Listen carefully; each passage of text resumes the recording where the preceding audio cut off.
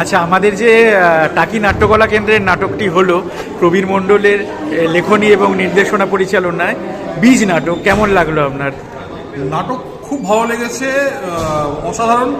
প্রবীরবাবু নিজেই বলেছেন এক দুজন পাঠ ভুলে গেছিলেন মাঝখানে, সেটা হয়তো ইয়ের অভাবে, কিন্তু কনসেপ্ট অসাধারণ। এবং আজকের দিনে মানে আমি বলছি মানে বহু ধরনের মানে ন্যারেটিভ এসছে, তো এই ন্যারেটিভটা এখনো আসেনি। এই ন্যারেটিভে এইভাবে আরো বড় নাটক, আরো বড় সিনেমা আমি আগামী দিনে প্রবীরবাবুকে বলবো যে সিনেমা ফর্মে এই জিনিসটাকে বের করতে এবং ইউটিউবে এই ধরনের কন্টেন্ট আরো বেশি আনতে, যাতে আরো বেশি মানুষ দেখতে পারেন।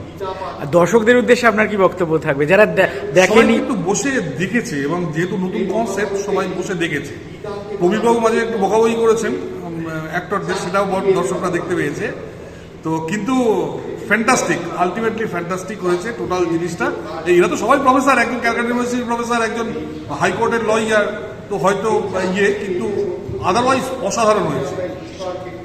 থিমটা অসাধারণ, এবং মানে আমি বলছি এই নিয়ে আগামী দিনের নাটক এবং সিনেমা কিন্তু ওনাকে প্রবীরবাবুকে ভাবতে হবে, ঠিক আছে, যাতে আরো বেশি।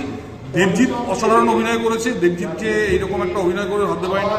লয়ার মানুষ, এত বড় একজন প্রফেসর অরিন্দম, সেও যে এখানে সেরকম, মানে আমি যে দু চারজনকে যান, প্রবীরবাবু তো কথাই নেই, প্রবীরবাবুকে দিয়ে মানে বিয়ন্ড মানে কোশ্চেন আর কি। বাকি সবাই খুব ভালো অভিনয় করেছে, সবাই খুব ভালো অভিনয় করেছে।